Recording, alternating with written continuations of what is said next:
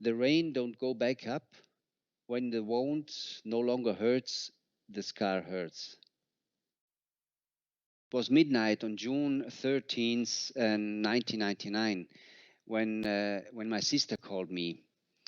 You know that Gabriel was working by the Stern, the weekly magazine.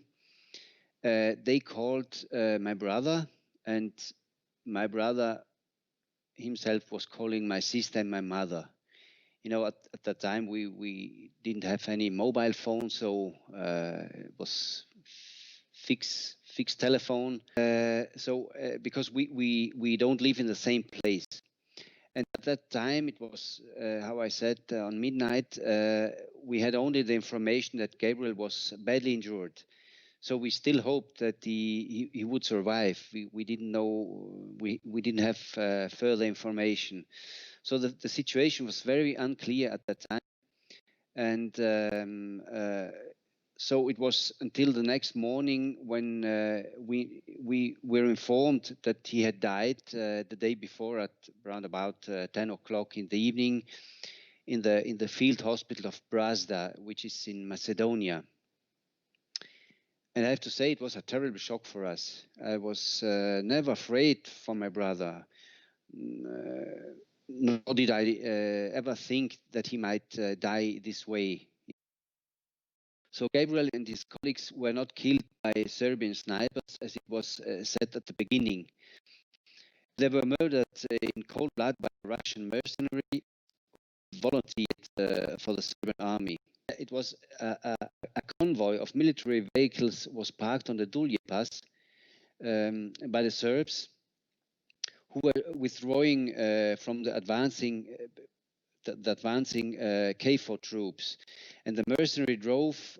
He drove into this convoy, and his car was completely destroyed, so he couldn't go any further.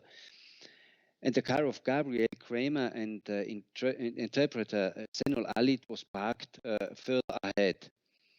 So there was a big TV, the TV sign on the car. It was an old Mercedes. So it was clearly marked as a car by press people.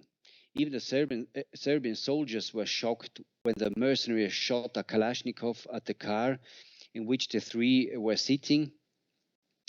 He dragged them out and escaped with the car.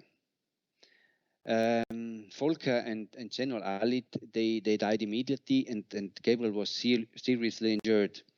And after emergency operation, Gabriel died of his serious injuries around 10 p.m. Sorry. I wouldn't say he was a war reporter, nor would he call himself a war reporter.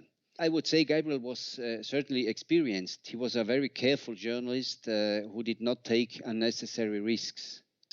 He never looked for that, for the, let's say, adrenaline rush either.